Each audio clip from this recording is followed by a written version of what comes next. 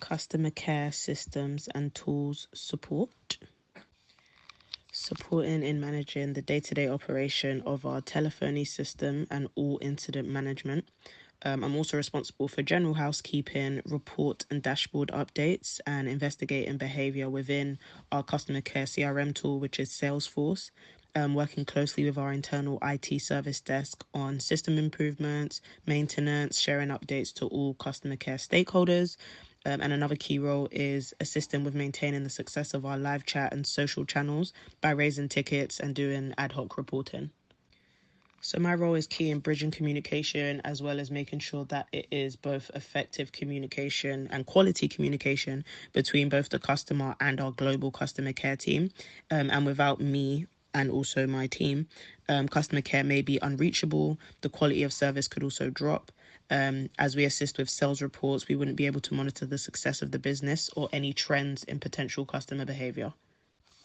Additionally, if something did happen, it wouldn't be so easily resolved because we work with a lot of third-party companies. So Vonage is who manages our telephony system.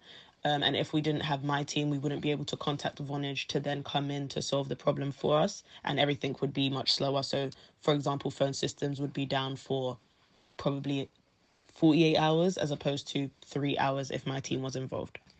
And if people couldn't contact customer care, that would be losing out on sales, and just bad reputation, essentially, like a negative reputation because you haven't been able to solve a problem for somebody.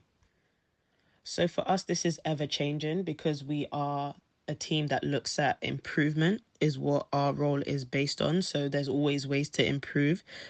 So currently the main things are looking to ways to improve how the customer care team handle customers and generate sales. And also to provide stakeholders with trends and patterns when it comes to incident management of the systems and tools used by customer care. We do a report every single week on every single channel worldwide because there are third party customer care teams that are not necessarily based where we are based or in one of the main areas. So it's essentially making sure that there's this flow of communication and that everybody, all managers essentially worldwide, know what is expected of them, so their own targets and goals, and that everyone's meeting the KPIs, which are sales quality and productivity. Another goal, obviously I'm on maternity leave, but before I left, another goal was to improve the telephony system before you get through to somebody. So you know how you can press options or ask for options.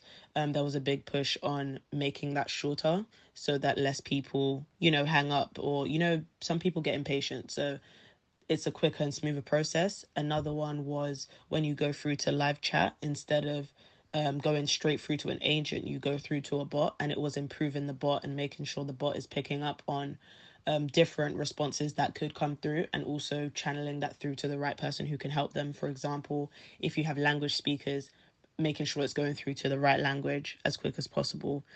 So we were improving the bot, and everything is to essentially have a good customer experience, a smooth customer experience. And we understand that as we go on in life, people are becoming a bit more impatient or they want that help a bit quicker. And so it's kind of catering to that and making sure it's not just speed, but also quality service. So I've been in the company for almost 5 years now, and one of the most major changes actually came shortly after Brexit, and that was building a warehouse, a very large warehouse in Italy, in Milan, more specifically. So that was a major change, and that affected operations because of what countries that was based out of, but I'll elaborate in the next question. Another change that I've seen is there's been a compression of skills with customer care being trained across multiple channels. So one person, instead of one person being trained on live chat, one person being trained on Premiere, which is our same day delivery service, which has its whole customer care team. They've now combined that so that one person is trained on live chat, Apple Business Messaging, emails, Premiere, etc., meaning customers are seen to more quickly as there's more available agents globally. So them building a warehouse has definitely increased profits in Europe as the customs process was then sped up and also cheaper for the company, therefore more profits also.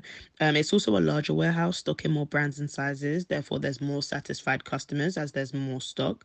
It also meant that we were able to offer Premier, which I had mentioned is our same day delivery service, in Milan, which it was a country where a lot of people were, sorry, a city that a lot of people were saying would benefit from that service. So by having the warehouse there, they're able to fulfill orders the same day in Milan. In terms of having an agent with more than one skill set, it helps the customer journey because instead of going through to one person and then being moved over to another, you can have one person deal with all your queries and then go about your day. So I think it definitely helped with good customer service, good reputation, talking to somebody who is knowledgeable and knows what they're talking about and can help you with multiple things, and then you can go about your day. Therefore, you know that it will always be sorted in one conversation instead of repeat contact, which is also something that's important to us, like not having that repeat contact, being able to help someone in full and then stopping from there so you can go and help someone else. So, off the top of my head, I have two small suggestions. I would invest into systems regarding quality control of orders and have more stricter expectations of packers to avoid complaints, thus returns due to quality. The packers, it is people who pack each individual order. It's not like a robot that does it. So, I think there is things like such as human error. However, if there was just more strict regulations when it comes to that, I think there would be less returns, and yeah, that's one thing that I would say to improve. The second thing would to be stricter with the sizing guides because I think this is an issue for online shopping in general, where you rely so heavily on the measurements given and the size guides that are given, because you cannot try it on in store. Um, so I think having someone to fine tune it, because we do find errors at times and it does lead sometimes to mass returns, because if the size guide is incorrect or not so clear on an item, a lot of people, because it is a global company, a lot of people buy it, therefore a lot of returns will happen, and returns is like almost like a loss to the business because there's a costing to returning, and also you've lost a sale from the customer. So that's the next thing.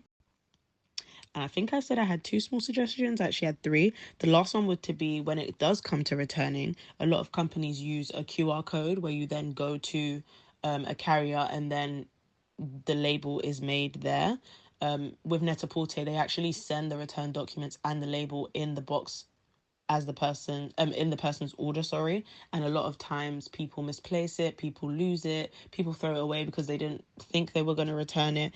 And I feel like it leads to a lot of contact only regarding a label, where I feel like contact can be best placed in making sales as opposed to something as a label. So I would say yeah, to provide QR codes for customers to generate labels, um to kind of have that percentage of contact come down when it comes to customer care.